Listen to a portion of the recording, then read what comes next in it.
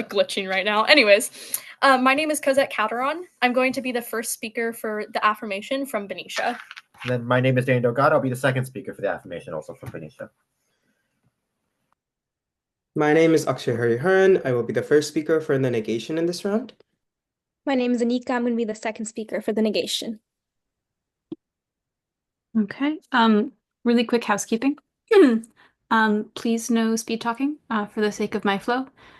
Second, I of course defer to my judges on this, but my policy is the 30-second grace period. I would expect you all to time each other. So past that 30-second grace period, please hold up your timer and we will ask the speaker to stop. Sound good? Any questions? All right, let's do this.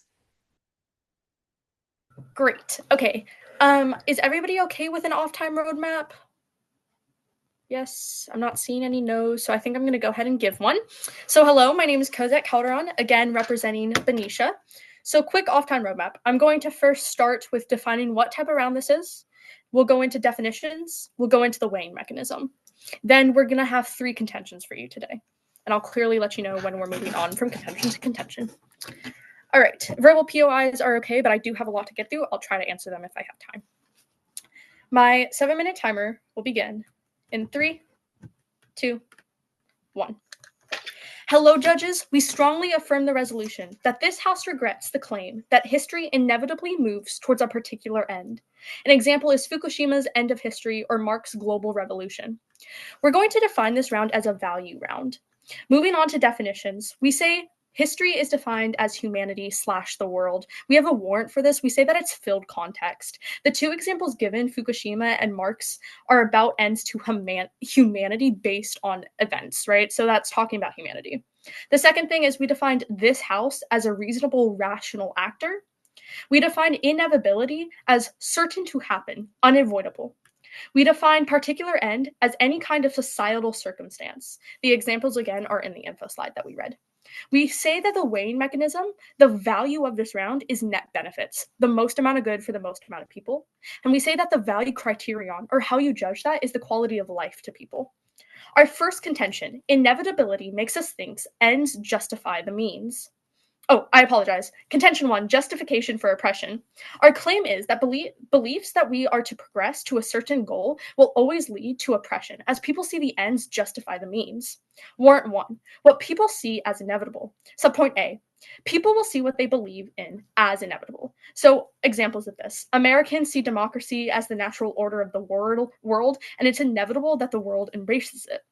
Another example is socialists believe in the global revolution because they have certainty in their own cause. Another, perhaps sadder example is the Nazi Party saw the role of the Aryan race as dominant as the natural order of humanity. B, this leads to bad consequences when this logic is applied to relationships with other groups. Subpoint I, the United States invaded Iraq with the justification of bringing the natural order of democracy, leading to massive oppression and loss of life. Double I, communist nations used the idea of the global revolution to justify their oppressive and unequal economic policies. And triple I, the Nazi Party committed atrocities when presented with other groups. See the Holocaust as an example. Warrant 2, the difference in beliefs. A here, the fundamental issue of inevitability is that people will never agree on what is inevitable, leading to political crashes. Subpoint B, see examples prior, right? The communist revolution, democracy, wars, etc. Subpoint C, this leads to one group fully disregarding the pain and suffering of another group because of what they see as inevitable. Those who died in the Iraq war saw it as worth it to achieve inevitable democracy. What are the implications? 1, inevitability as an idea places groups of people at odds with each other, leading to massive conflict. This directly links out to dehumanization because people see their other ideas as being inferior, and it links out to death because people don't care as much about other people. Our second contention, omnipresence of oppression. So our claim is, no matter the political context, people will be oppressed by other people. Agreeing with inevitability is to say that this should be agreed as the natural order of things. Our first warrant, oppression in human society. Subpoint A, never has there been a point in history where the success of one group has come at the detriment of another. Has not come at the detriment of another. So examples, Western liberal democracies thrive off the exploitation of the global South, people in Africa, right? The United States was built off slaves and native stolen land. Subpoint B, this is everywhere in political theory. Find one theory you can't. It all survives off one idea being oppressed. Our second warrant is the implications of accepting inevitability. Subpoint A, inevitability defines humanity as a linear progression. It either leads to good or bad circumstances. B, if we agree that humanity is constantly improving to an inevitable utopia, we ignore the perpetual oppression that comes with progress. Linear progress of culture and technology will always come at the expense of some other people. C, if we agree that humanity is constantly degrading to an inevitable dystopia, we are pessimistic to the recovery of those in oppression, that their struggle is the natural order of the world and there's no reason to change it. Subpoint You know D, why? I don't have time, I'm sorry. I'll answer at the end if I do. Any way of looking at linearity in human history is in some way rejecting the harm of those in oppression. What are the implications of this? One, those who are oppressed currently stay oppressed because we ignore it. Or two, anyone who is oppressed in the future will stay oppressed because there's no chance for change. This terminalizes out to suffering and death because we're oppressing more people. Our third contention is no motivation for change. Our claim is, if we believe there is an inevitable ending, there will be no motivation to change. Our first warrant for this is the idea of climate change. Subpoint A, we're seeing worsening weather and natural disasters, right? Go onto the news, you'll find a whole bunch of natural disasters that are happening. We're seeing wildfires in California. It's getting worse, right? Subpoint B, NASA has stated that if we don't stop emissions now, we will not be able to reverse any effects in the future. Subpoint C, this inability to change an outcome is what the resolution means is inevitable. It's a definite end. Subpoint D, with the current mindset that climate change is inevitable, we're already seeing people move away from trying to end climate change. Example is that Trump pulled out of the Paris Agreement, a vital agreement between nations to cut emissions. We also see lack of people engaging in socially green practices. We still use gas cars. We don't have a ton of policy changes to try to help reduce emissions. Another example is over 70% of Americans don't use solar power due to things like renting or cost of installment, which comes directly from not changing policy. Our second warrant is unwant for change. So point A, people who become sedentary in their views often contribute negatively to social change. So an example, if you have a specific view that the world is going to end, there's no reason for more revolutions. Or maybe you think a revolution will be the end. So you will go against good policies because of the fear of a slippery slope, trying to avoid that revolution. Subpoint B, this mindset can stop policy changes from occurring because voters are unwilling to change for the fear of worsening or from being pessimistic. So what are the impacts? One, lack of progress damages people's qualities of life. Subpoint A, climate change directly hurts people. But think of other examples too. The unwant for policy changes can mean more oppression or more unfixed issues. So terminalizing this out, what do we see? One, we make our own end by not having motivation to change. That means that the death that the current world is going to go towards that is quote unquote inevitable, we make that. We strongly regret that because that means we will never see change and we will never see progress.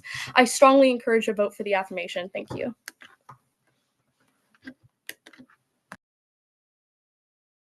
Judge, my name is Akshay Hariharan. Before I give my speech, I'll be giving a quick off-time roadmap. Okay, yeah, sorry. Firstly, I'm going to be going over my case. I'm going to be giving top of the case, then going on to contentions, and then I'll be responding. So, okay. Time starts on my first word.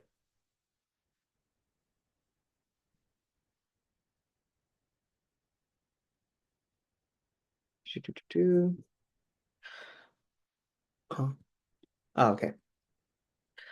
Okay, let's go into the definitions. We agree that this house is any rational person, and we think that the framework is net benefits to the world, as a rational person would do that. We think that you would use evidence and logic because I think that this is a fact round because it's the claim, but honestly, it doesn't matter. Okay, let's define definitions. Here's where we can contradict. We define a particular end is the notion that history is bound to reach a predetermined conclusion in the context of the specific literature and if the specific conditions of the literature is met.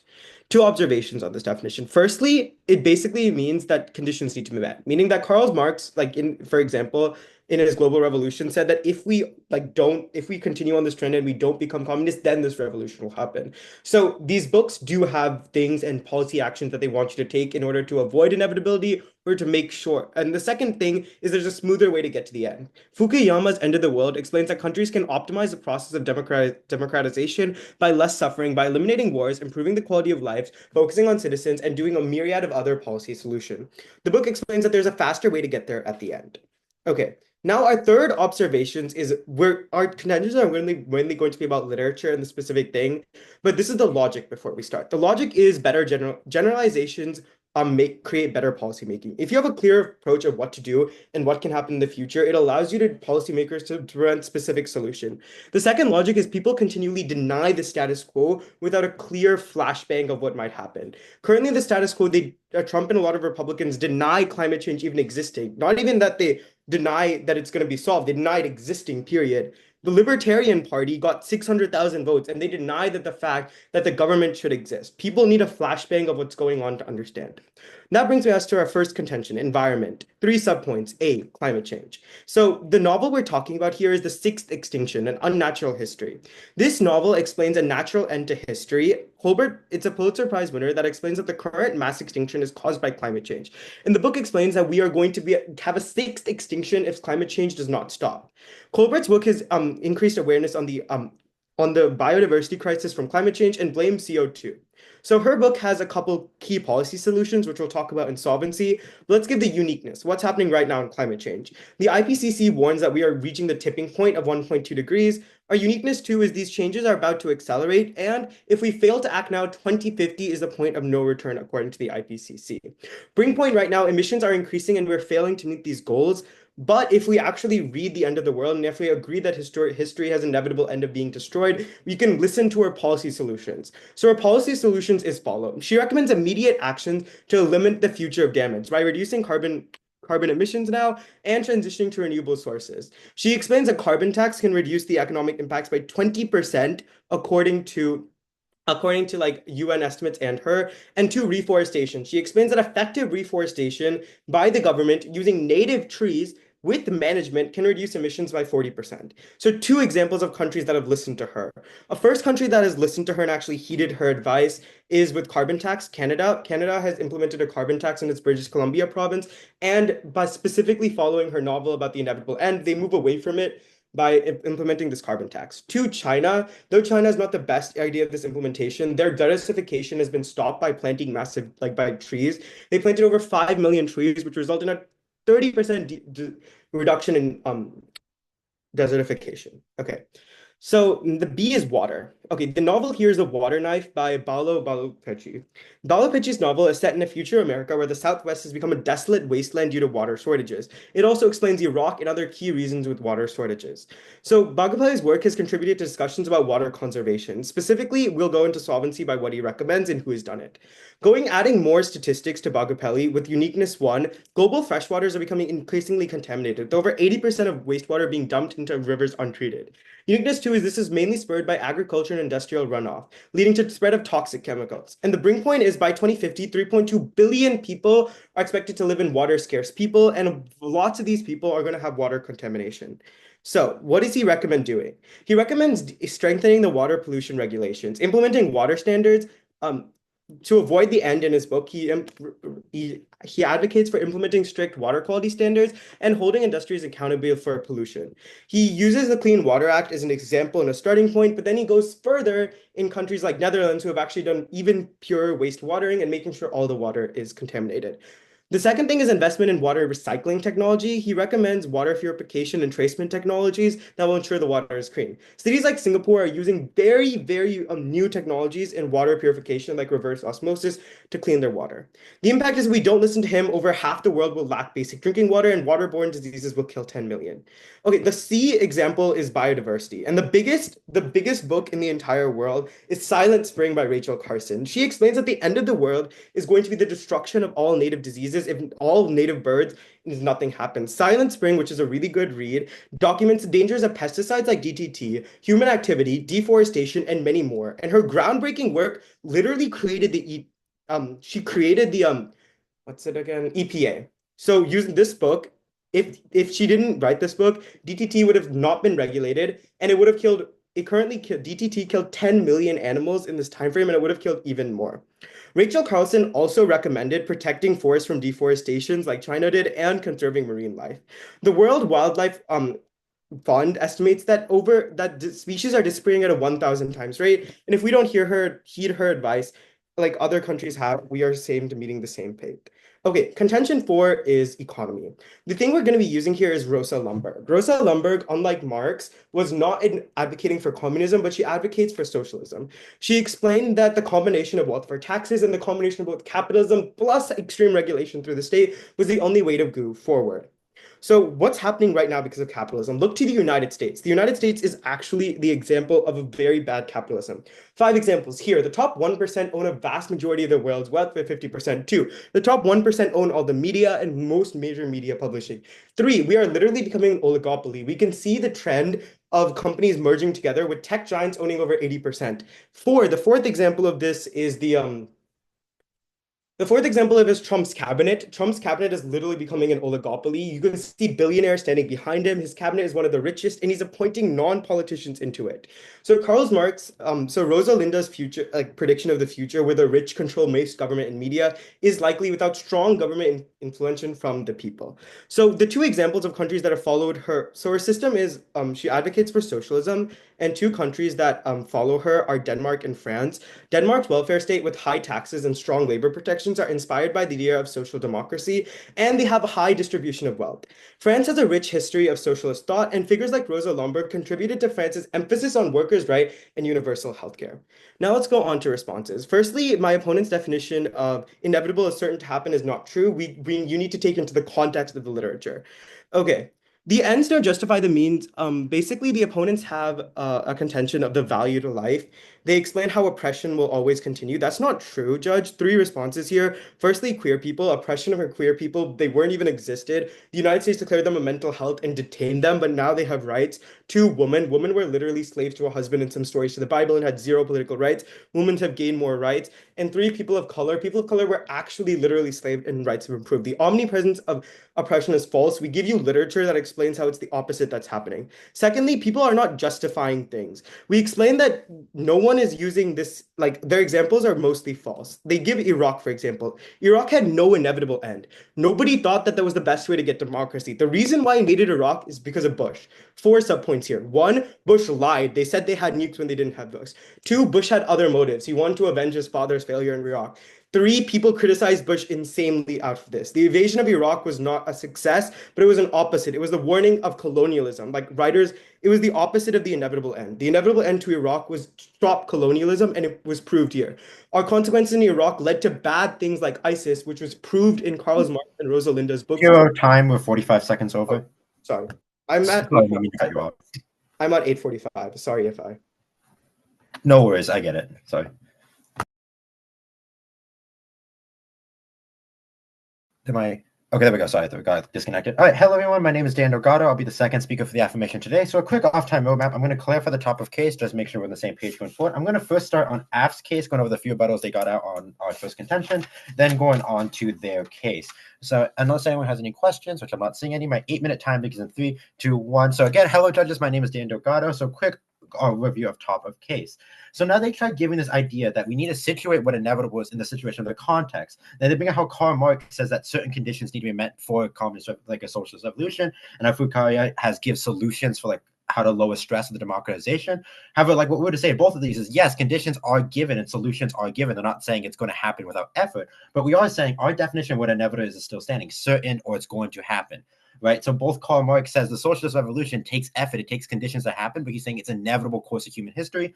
Foucault directly says that, well, Western liberal democracy is the natural state of things. They do give conditions to how to achieve that, but they do absolutely say that is a certainty that this will happen eventually. So yes, there are conditional parts of it, but the baseline idea of all this literature is that there's certainty in the end goal. There is obviously conditions to get there, but they're all saying there's certainty to get that we will get there. Now, going into our first contention, they kind of misunderstand what we were saying here.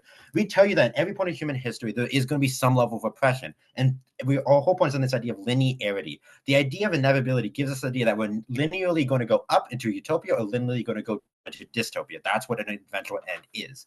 What we tell you is linearity ignores the oppression of people. Now, they bring up 3 examples of people of color, queer people, and women who have gained more rights. We don't disagree, right? Over time, people do get more rights, but we are saying is any kind of progress comes at the expense of others. Look at the current modern history.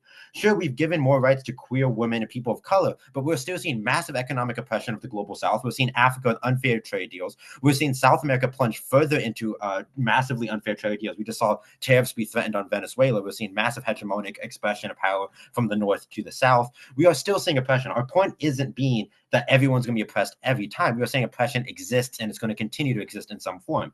Now, the impact of this that we tell you is that every time oppression exists, linearity makes us believe that it's either going to... Sorry, what? POC. Pause time, yeah. So your argument is that this oppression exists because of this whole like N-words thinking. That's why there's oppression in the status quo. I believe you're muted.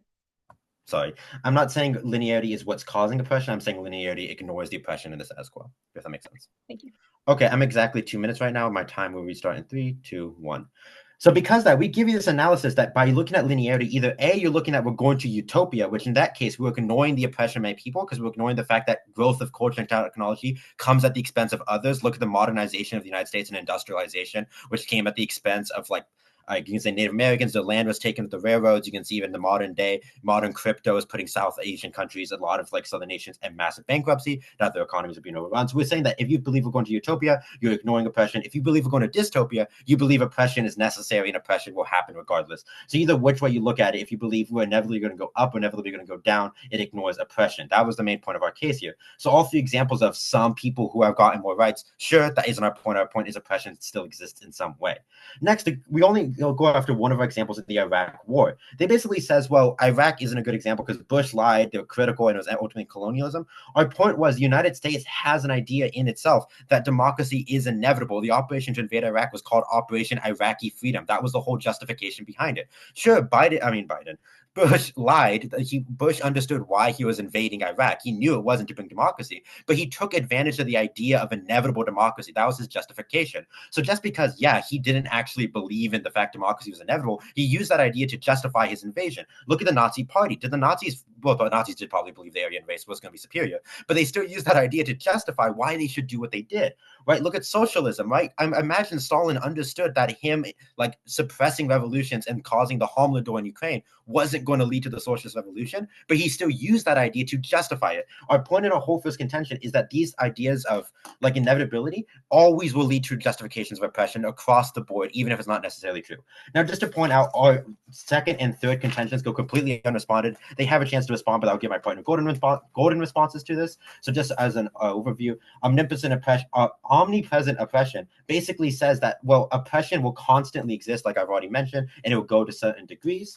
And obviously motivation, this goes unresponded, that motivation is necessary, right? If we believe like climate change is inevitable, we won't act on it. So just to point out, those cases have been dropped. Now going on to the negations case here, the first real contention is just naming about 4 different novels and talking about climate change, how all these novels like talked about how bad climate change was and gave solutions down the line. We tell you that this is not the definition of what an inevitable novel is. What they're giving you in this case is they're saying, well, climate change is going to happen, but here are steps you can take to avoid it. They're directly stating that climate change is not inevitable, and they're also not saying solving climate change is inevitable. They're not saying either or is inevitable. You can't say that there's given any definite end. They're saying this is a threat. They're saying this is how we solve for it. Compare that for Karl Marx, who's saying this is the absolute definite way we're heading, and this is how we can make it go easier.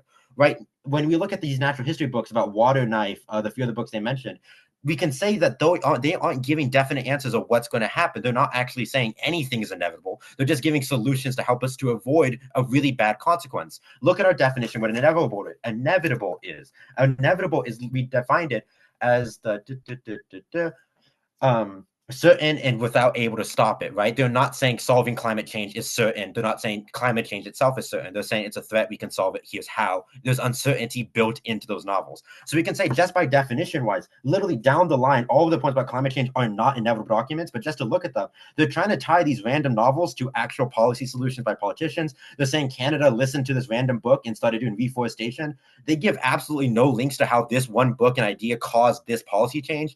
By that logic, you can say United States listened listened to Karl Marx when started doing like labor reforms. There's not a single link there. Don't let them simply just say it happened. The second thing we say is the fact that they're making policy solutions to avoid it shows there's inevitability because these governments are taking steps to avoid it. They're literally trying to make the opposition here is trying to paint this picture of, well, climate change is inevitable, but here's steps to avoid it. That's not what inevitability is. If they're literally saying there's steps to avoid it, that's against the definition of what inevitability is. So drop down the line of every single climate change book they give you.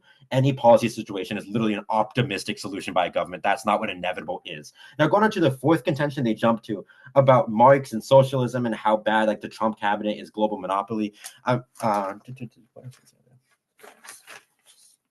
All right, and they said that the writings of Rosa Linda caused Denmark and France to become welfare states. Again, they have not a single link here. There's many reasons why these countries became welfare states. I don't believe Rosa Linda's book, like the Prime Minister of France picked that up and was like, wow, we should become a welfare state, right? There's not a link there. And the second thing we can say there is, well, there's, again, if Rosa Linda is writing about socialism and the threat of global monopoly, and she's saying there's a way to avoid it, that is not what inevitable is. She's clearly stating that global monopoly isn't inevitable because she's providing a solution, but she's also saying the end goal of socialism isn't inevitable because by the fact that she's saying we have to avoid the course we're heading, right? So by book definition of what inevitable is, not a single one of these examples are inevitable. Again, compare it to like, the end of history by Fukuyama. Fukuyama literally says democracy, liberal Western democracy, is inevitable. There is no way to avoid it, but he gives conditions to help us reach it. Karl Marx says the socialist rebellion is inevitable, but here are steps to reach it. They aren't saying, oh, Western democracy might fail, but here's how to build it up. No, they are saying it's inevitable. That's what this resolution is talking about. Don't let them misdefine it and say anytime we say a threat is happening and here's how to avoid it, that's inevitable. All right. So a quick overview of our case, Judge. Our first contention shows why inevitable ideas give justification for oppression and violence, and that terminalizes out to death and dehumanization. Look at the Nazi Party, look at the Iraq War, look at socialism, oppression in the Soviet Union. The second contention shows that no matter which way you look at it, agreeing to inevitability rejects the idea of oppression and makes it so we ignore the idea of oppression outright, completely dehumanizing everyone in oppression. And the third thing is, by looking at inevitability, we say motivation. They did not rebut to contention 2 or 3, and the third contention is motivation, right? We were saying that if we agree to an inevitable end of climate change, if you think climate change is inevitably going to fix itself or inevitably going to fail, there's no motivation to do anything, so there's no reason why progress will happen. And for that reason, I urge a strong vote on the affirmation. Thank you. Before we continue, quick point of rules. Any talking with your partner while you are giving your speech is against the rules. I would encourage a cessation of that practice. Just to confirm, while the opponents are giving a speech, right? Like me and my partner can talk while they're talking, right? Oh, yeah. You can totally talk while you're talking, but if you are, think of it like you are on the podium, your partner is on the other side of the room, and you two cannot talk. You can talk via written correspondence, that is allowed, but verbal correspondence is not. Okay, got it. Thank you. As a quick off-time roadmap, first I'm going to be responding through my opponent's case, like in depth, because my partner didn't get a chance.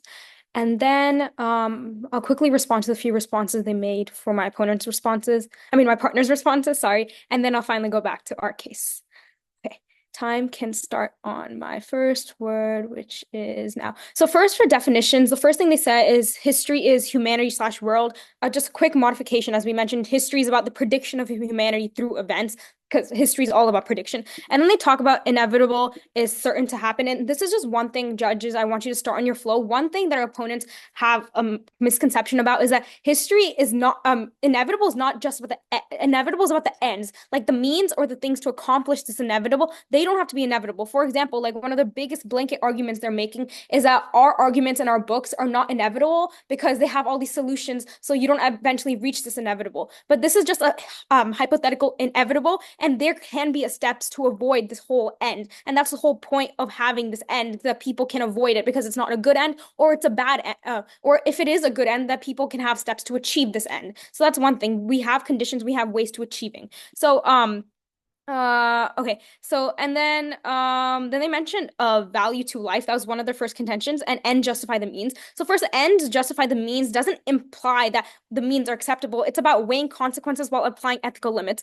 For example, philosophers like John Stuart Mill and other books that we mentioned argue of maximizing well-being within moral boundaries. Like all these books, the steps to reach the inevitable are well written out and well written. So there's no license for these atrocities. It's a framework to balance the competing harms and the benefits through thoroughly. And this clarifies the consequentialism isn't a free pass for morality. The whole argument is that these books have an end, but they have a way to either reach this end or a way to avoid this end. And those are not the ends justify the means because they have a means and it's not something that like countries can just go out and do on their own or people just go out and do on their own. The whole point of having an end is so there's a path leading towards the end that you can accomplish or you can't accomplish. So there's no like the ends justify the means. And they mentioned like a few examples. They mentioned Nazis and they mentioned Iraq.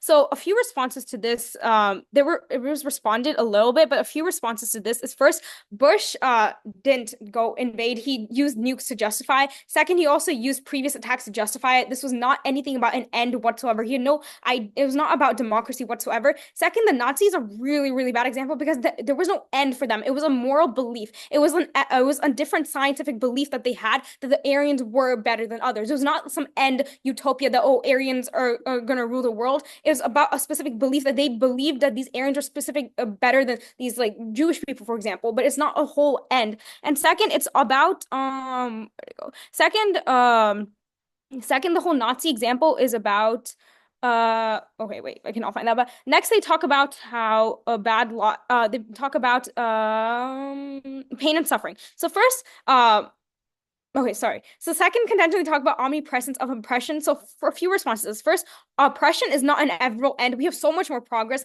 And then we mentioned the queer people, women example, all these things they respond to by saying, yes, their biggest argument is that linear change ignores all of this, but multiple responses to this. First, progress isn't linear, it's complex. Our opponents claim it's linear, but it's not. The idea that historical progress doesn't mean it's a smooth linear path. It's more of a cycle, progression, regression, and struggle. Acknowledging progress doesn't mean that ignoring oppression. It means recognizing progress often emerges from social struggles. Like, for example, the civil rights, women's suffrage, decolonization. These weren't inevitable. These were hard-won battles to prove history is shaped by conflict and not a simple linear arc. And this is not true at all in history, not true at all by this end-work example. Their whole argument about linear progression is not true at all. And then they talk about linear progression also doesn't ignore oppression, even if you don't buy the fact that change is not linear.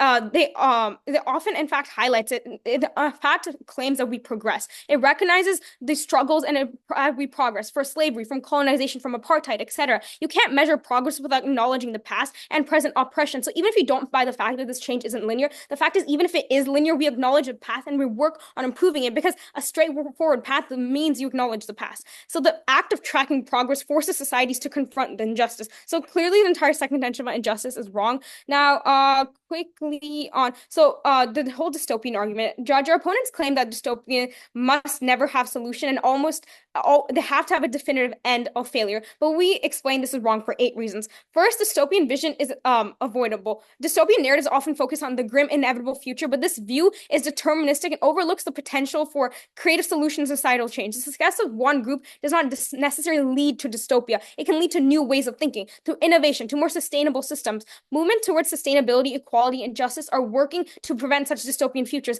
They have this like white and black view that it's either dystopian end or utopian end, but that's always the issue. The end can be a lot of different things. The whole idea that the negation is arguing is having a somewhat idea of an end is what causes people to change, because either they like the end and they want to achieve it, or they don't like the end and they want to change it. But unless we have a clear vision of the future, there's no actual change being made to do it. Extend the example of Trump and Trump and none of these people believe in climate change because they don't see climate change as having any sort of end. They just believe it's the current future. And because they don't believe climate change is a good or a bad end, they're not doing any change towards it. Second response is changing the framework of success. So the premises of success is that one group always comes at the cost is rooted in a narrow, like competitive understanding of success. Success doesn't have to be defined as the domination of others, like our opponents are claiming. For example, the succession of Scandinavian countries and achieving high standards in living, social welfare, and equality shows that societies can thrive without oppressing others. And this is because society changed due to to these books and society, and they claim that we don't have any link,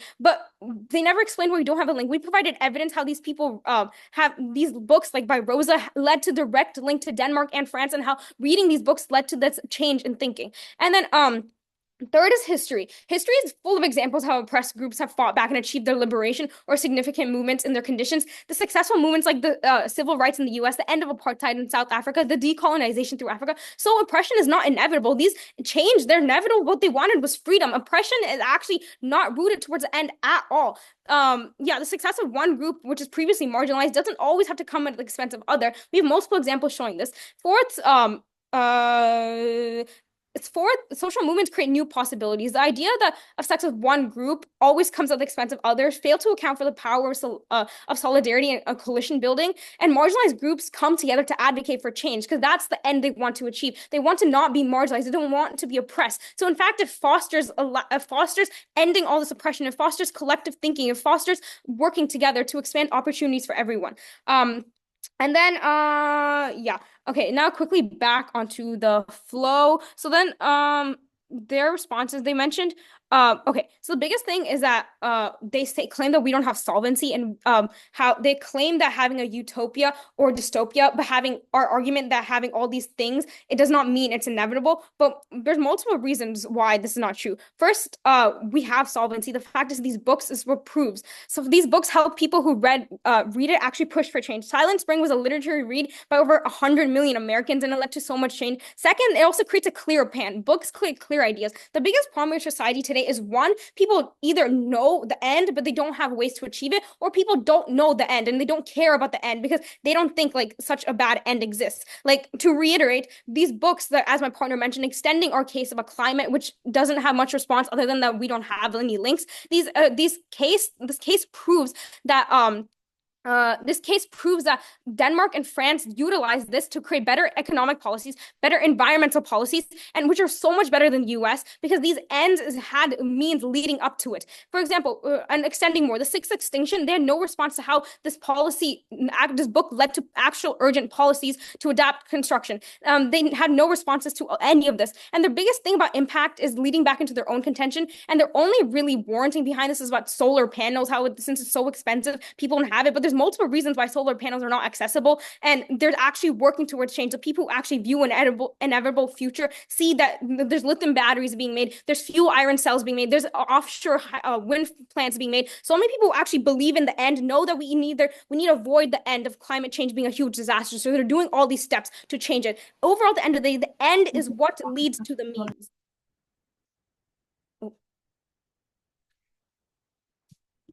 Hi, Judge. My name is Akshay Hariharan. In this round, I'm going to be... Okay. Actually, okay, yeah, it's okay. I'll just use the restroom later. Okay, the first thing I'm going to be doing is collapsing. I'm going to be explaining what government contention you can feel free to easily vote on. The next thing I'm going to be going over is I'm going to be going over the points of clash. I'm really explaining how they flow to the negation of the team. And then the last thing I'm going to be doing is I'm going to be collapsing. I'm going to be using the framework that we put for net benefits for the world and preponderance of evidence to prove how the negative in this round is clearly ahead. Okay. Actually, before you begin, are you sure you don't want to take a bathroom break? Can You're I? hopping up and down. Yeah, I mean, judges, is it okay? Okay, bye. Yeah, Wait. yeah, go for it. Sorry, guys, he was hopping up and down. It seemed important.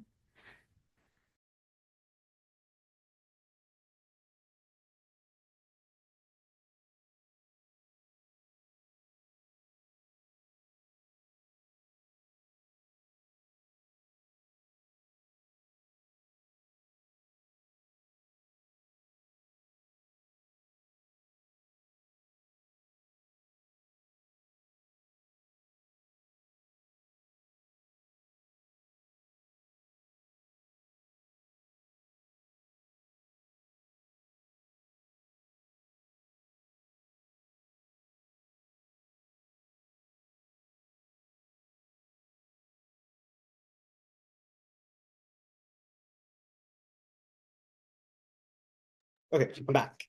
Fabulous.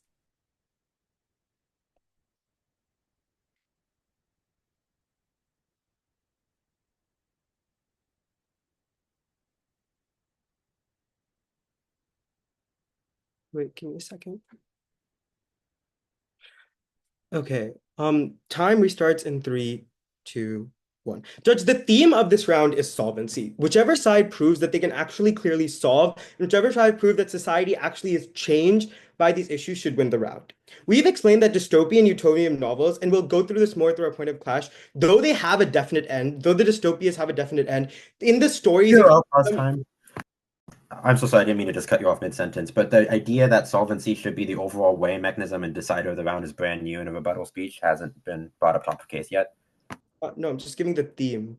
I'm not saying solvency is the weighing mech. Oh, I must have misunderstood. Judge's discretion. Is there anywhere on the flow that you think this has come up in a previous speech from? Oh, I'm not saying that solvency is the weighing mech. I'm just saying that I think- solvency is like, oh, Anika, sorry.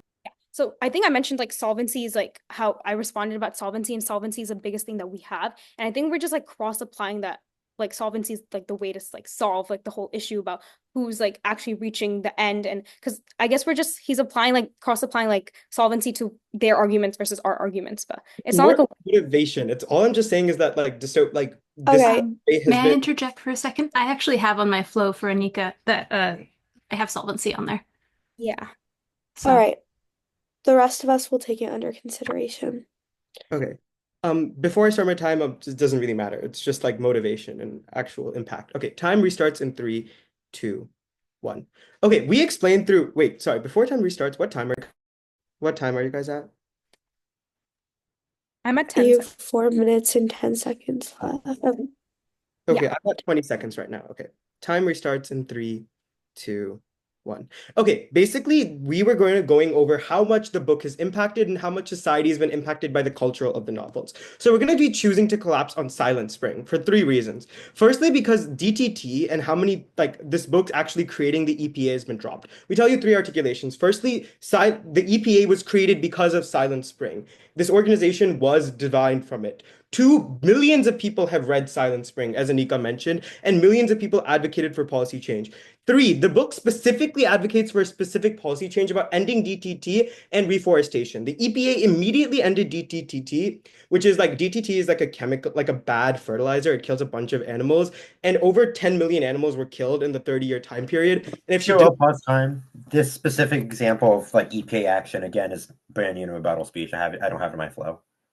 So the whole example of the ETTD thing we mentioned first case, but if you're talking about like the explanation of the DTT thing, I guess we can say that that's new, but the whole argument is not new at all. It was mentioned in our first speech for sure, like the whole Silent Spring and DTT and the creation of the EPA. That was definitely mentioned. I'm mostly just looking at the impact of the 10,000 and everything, but it's judge's discretion, obviously. 10 million was mentioned. Yeah, I think I have what I need. Judges will take it under consideration. Wait, sorry, what time are you guys at? 35? I don't know. I have 3 minutes, 22 seconds left, so. Okay, I'm gonna be going from 35. Okay. Time restarts on my first word. Okay, 3, we didn't tell you maybe specifically DTT was a fertilizer, but we did tell you how many animals it killed. Okay, lastly, Judge, you're gonna buy the solvency about like what also goes dropped in our contention is the fact that animals are dying in the status quo, and countries have actually put her writing into practice, specifically the United States. And secondly, we tell you that the World Wildlife Foundation predicts that if this trend continues, the extinction rate is going 1,000 times higher. Countries like China and other countries have been putting reforestation, effectively doing it, reducing desertification. So we're saying the people who are reading it, the government bodies, and the specific solutions in this book have been translated to real-world policymaking, and we're saying it's a facet. It might not be the entire thing, but it's a significant facet what literature can do and its impact on society. Now let's go on to my opponent's case. The first point of clash in their case is about motivation. They claim 3 things. They first claim that dystopian societies have only a bad and good inevitable end, and the conditions to those ends are inevitable. 5 responses. Firstly, the conditions for a dystopian society aren't inevitable. As we mentioned before, if you read dystopian novels, they say if you do not do this, if this does not change, if specific situations do not change, then society will become a dystopia. Or if only conditions are met, then society will be a utopia. The argumentation that these like conditions for utopia and dystopia being inevitable is not true. That's not the definition of inevitable end. All inevitable end is being an end of history, but the conditions to the history is important. Two, they say that ends justify the means will kill it. They're basically saying that if there is an end, people are going to ignore it. Basically, we explained that that's not true. Firstly, extend Fukushima. We explained a clear way how ends won't justify the means. Fukushima's book explains how countries can go faster into democracy, reduce quality of life, and reduce suffering. So just because the ends are there doesn't mean the means that they use and doesn't mean how they get there will be harsh. There's good ways to do it. Two, ends justifying the mean doesn't mean people will become evil and start doing evil things. People are still going to try to use utilitarianism to justify good things. Three, linear progress is fake. We extend that books say that progress is complicated, and every single issues in these books have complex societies and things. These books show how progress exists with people suffering. Even if you don't buy that linear progress is not what we're arguing, buy fourth that linear progress doesn't ignore oppression. Even in right now, we are making progress with things, but it's not ignoring the current oppression right now. Fifth, it's not black and white. The opponents say that the path to utopia is black and white. We reach it, it's white. We don't reach it, it's black. But no, it's shades of gray. We explain how going to utopia involves making sacrifices, sometimes becoming worse, but sometimes becoming better. But in the end, it results in good. Lastly, okay, the second thing that they claim for motivation is that people will always succumb to the end and will never, will just give up entirely and will just not even bother trying. And they give you Trump as an example. Don't buy this. Trump doesn't even believe that climate change is a problem. Extend that evidence. Trump doesn't even believe climate change exists. So it actually turns to our side. You can see that our claim that link turn it. The claim that dystopia shocks people and forces them to listen more than makes them realize it's inevitable is a much stronger argument compared to outside. Because when you're shocked, your policy changes there. Secondly, they argue oppression. They basically make a bunch of arguments about how through Iraq and a bunch of other examples, oppression always exists. Firstly, extend Iraq was about nukes. He claimed that there were nuclear weapons. And secondly, Bush is not a rational actor. Bush used false justifications. And lastly, extend that justifications aren't the best method. We've responded to the Nazis already, and we've responded to Trump. So most of their examples have been dropped from the flow. But here are some general trends. We explained that queer people are getting better. The United States deemed gay sex as illegal, and Europe said it was a mental illness. Two, women were literally economic slaves to their husband before. Now they're actually making society. And even though countries like Venezuela are being exploited, before they were sugar farmers, now they have basic rights. So when you weigh here, you're weighing at the quality of change here. And the fact is, when there's clear policy solutions, the 10 million from DTT and the actual implementation of deforestation outweighs. You should prefer magnitude, Judge, for net benefits, and you should use clean because it requires less judge intervention magnitude, and you should prefer our magnitude because we have clean number, 10 million animals, 100 million readers, and we tell you that climate change in countries like China, desertification was reduced 30%. So we tell you that there is real-world solvency and impact specifically on our contentions that go unresponded to. Thanks. I urge a strong neg ballot.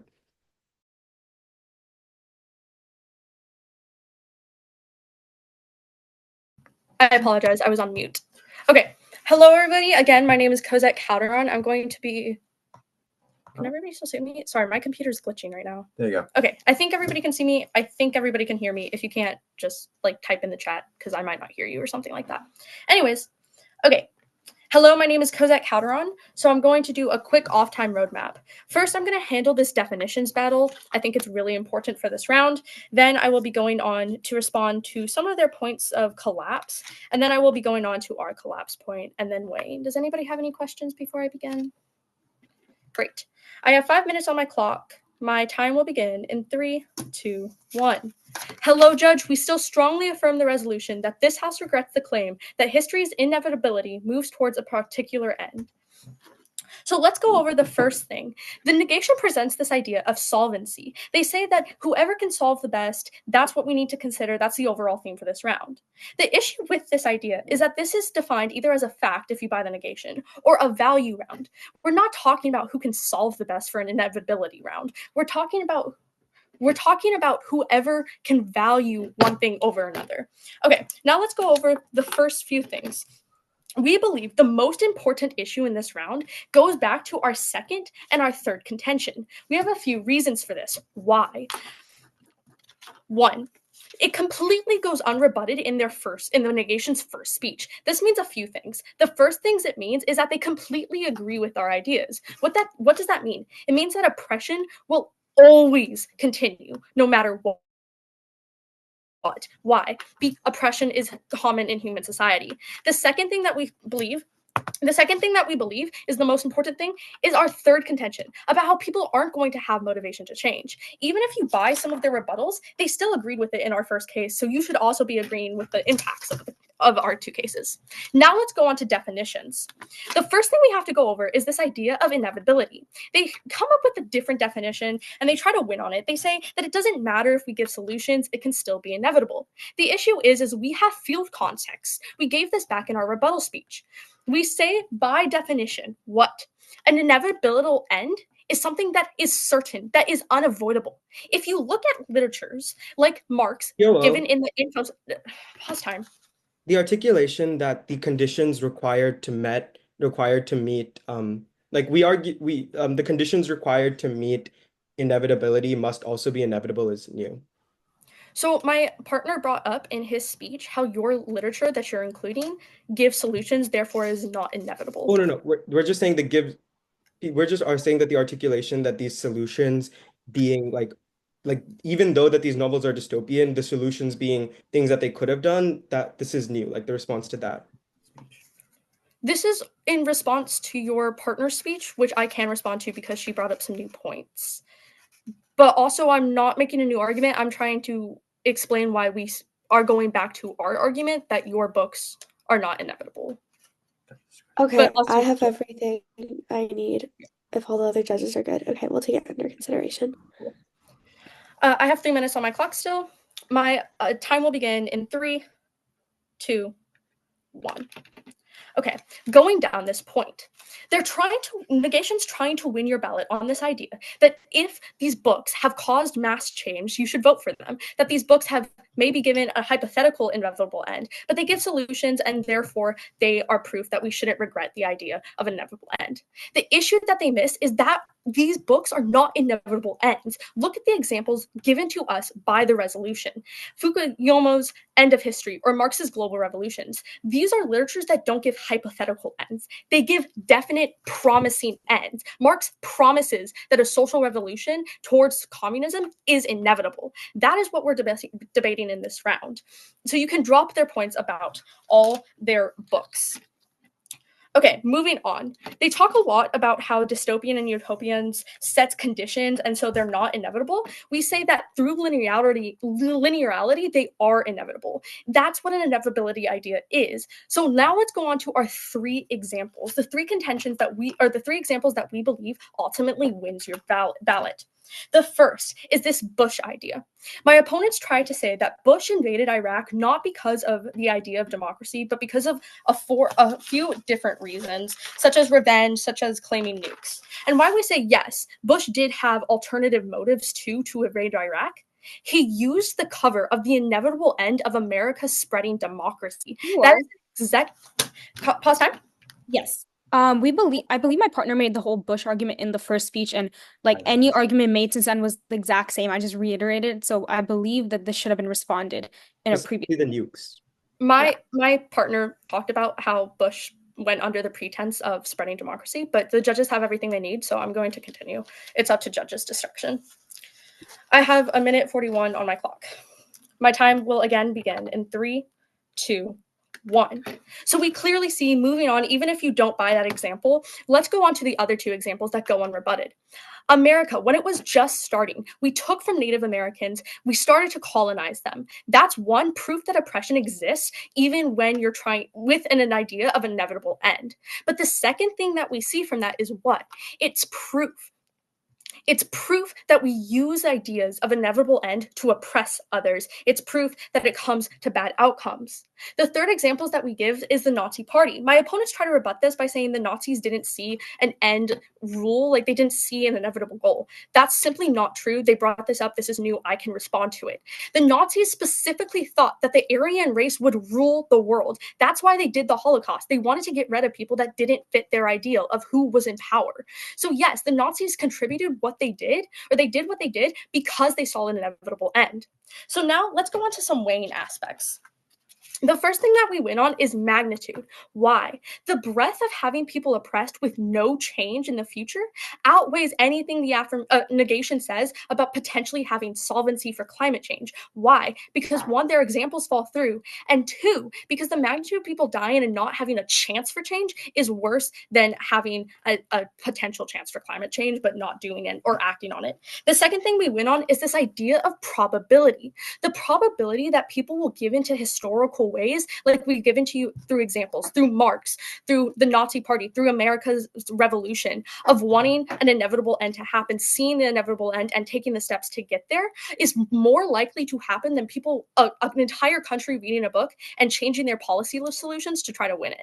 So we went on magnitude, we went on probability. I strongly encourage a vote for the affirmation. Thank you. Thank you, opponents. Thank you, Judge. That was a really good debate round. Good round, everybody. Nice to see you guys again. Okay, awesome round, guys. I think we're all just going to take 10, 15 minutes, however long that amount of time to come to a decision, and we'll come back when we're ready. Great job.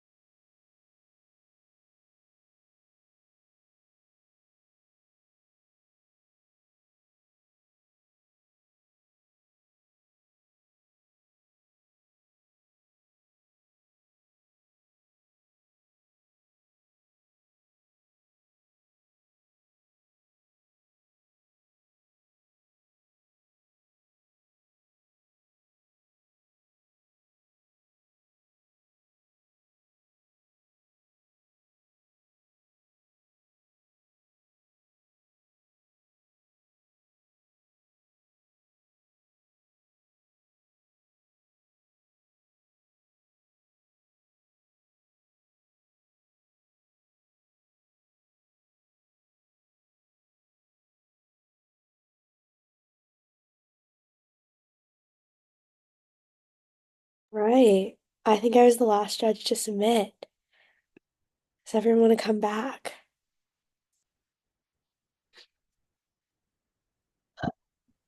Would anyone mind if I give my feedback first, just because Yeah, I yeah, have yeah. something on the stove? For sure. Can I just announce the decision really quickly? Go And for then it. you can go first, totally. Okay, guys, congratulations. Great round. Congratulations to making it to semifinals at Berkeley. This is a huge tournament. It was a huge deal when I was in high school, so I'm really happy for all of you. That being said, this was a great round. I think we all had a great time judging it. This was a 3-0 decision for the Gov. So I will let Amelia go first. Yeah, it took me, honestly, I was really, really tempted to vote for op because there was a really strong argument that came out in the member of opposition speech. Let me bring it up in particular. It was somewhat brought up, to be fair, by the leader of opposition when he said that people need a flashbang to understand complex initiatives, and that ends justify the means do, to a certain degree, create an exodus, a call to action for people to actually make a change. I thought that was a really cool framing of the debate because you weren't just looking at the messaging of the literature itself, but also the impact, which I think went to counteract a lot of Gov's case. Um, Unfortunately, I really would have loved to hear a little bit more framing of that in the rebuttal and also in your speech. You went into a lot of impact and like why this should be weighed, and I would have loved to hear a little bit more theory about how like the ends justify the means. Like, yes, it can cause awful things like, genocide and American idealism causes the displacement of tons of, did cause a displacement of many Native people in North America. Um, but that's because it's really effective. And if harnessed in a particular way, it can cause tremendous social change. And so you accept, like, yes, this is a really strong weapon, but you don't have to prove that it's necessarily all bad. You just have to show a couple of cases in which yes, this is strong, but if leveraged correctly in an ideal or hypothetical scenario, we don't regret this. um just to show that you on face mostly don't regret this, and I unfortunately didn't hear that. um there's a lot of new argumentation in the member of oppositional speech. Bless you to the prime minister who did a really good job tackling that in your rebuttal. What else? Yeah, the Prime Minister, I got a little bit lost in the linearity argument. I thought it was excellent in that, like, if you keep an end in mind, you will absolutely ignore the middle ground. I'm glad that you kind of coalesced on this and explained it well in the member of government speech and in turn the rebuttal. Excellent argumentation, though. Like, I would have liked to see a little bit more clash. But I think that there was some just like a disconnect between the weighing of the mechanism and the theory. I think government ultimately had better theory, and when that happens, when you're dealing with such a like conceptual argument and or not argument, but conceptual prompt as the one that we were given here, you have to go with the team that had the better theory. And I felt that you did prove your burden that there is space to regret this, and Op didn't quite give us a reason for why we shouldn't regret it, other than it's a powerful tool. Cool. All right, thank you so much, everyone. David, do you want to go or do you want me to Sure, go? I'll go. Well, I don't think I can. That's a hard act to follow. I mean, that's a very good uh, analysis. My first thing was, I mean, this is so complicated, and I took a lot of philosophy class. I can't even say the word philosophy classes in college and everything, but still, this was way, way complicated, and you guys all did such a good job, and I want to compliment each and every one of you. I mean, just the proposition history inevitably moves. I'm like, well, is is a movement inevitable or is the end inevitable? And I was trying to figure that out while you guys were arguing and debating. And but like I said, you all did a very good job. And but as Amelia said, I think the logic and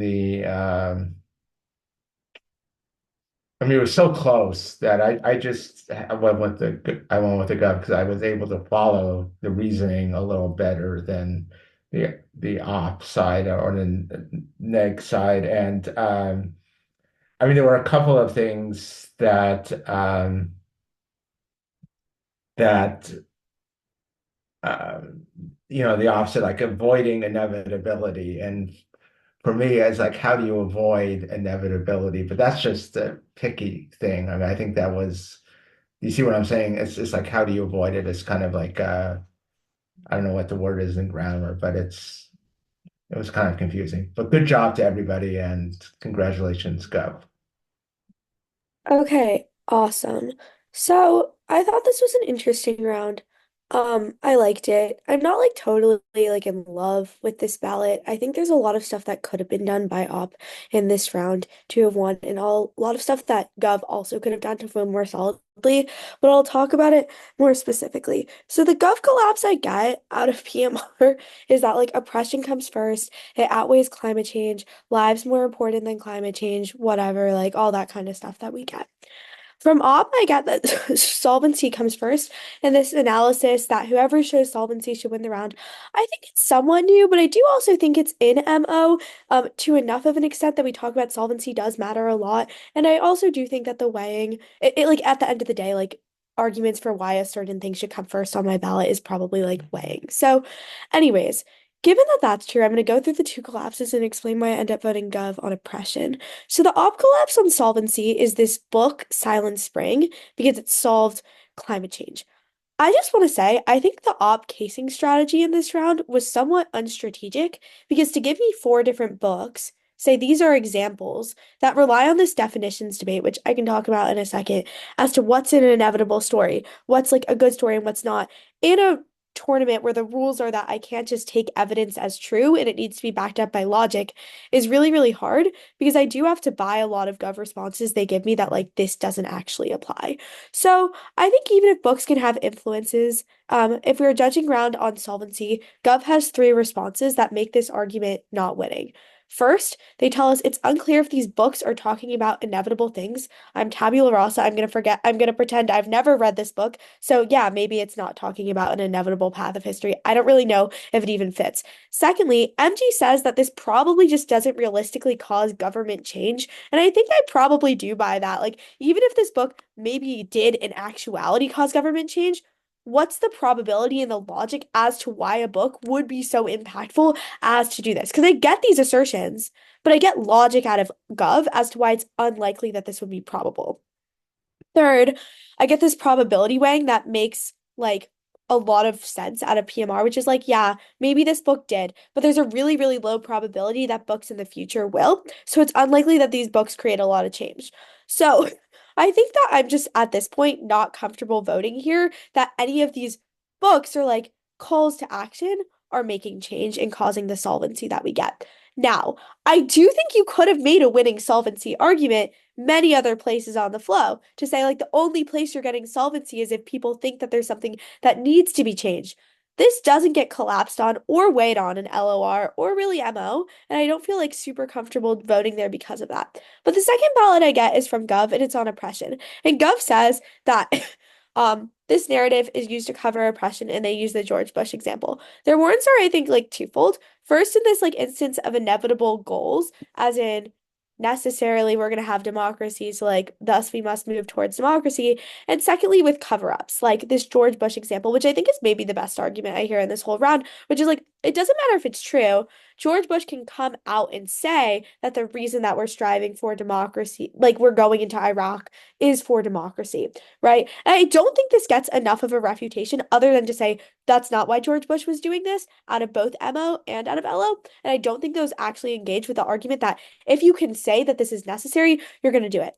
The best pushback, and I actually would have loved to vote on this argument, is that from MO, marginalized groups come together to advocate for change because they don't want to be oppressed. They think that they can change this inevitable goal, so they work together. Why don't I vote here? I think this is good, but it doesn't engage with the line that's like, okay, oppressed groups come together, but the way to get forward, the way to follow this inevitable goal, to use this narrative is to oppress a different group. So even if a certain marginalized group doesn't get oppressed, another will, because you can use this narrative to always say that you're oppressing people. So there I vote Gov. I have thoughts on the whole definitions debate. I don't think it ends up mattering for this round just because like the biggest op response is like means can be good even if ends are bad, but you never prove to me that the means actually like cause change. There's nothing for me to vote on, even if I do buy that you're ahead on the definitions debate.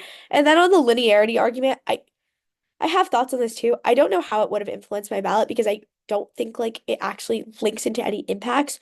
I also think, guys, the motion doesn't say what like it kind of was made into. The motion says inevitably moves towards a particular end. So it's like moving in a direction, but we don't have an inevitable like you're gonna get to the end. So like if it's inevitably moving towards an end, I think op has a lot more room to say, okay, we can like move it in a different end, even if it's going to inevitably move, like we can make it last like thousands of years. But I don't think that ever really gets touched upon.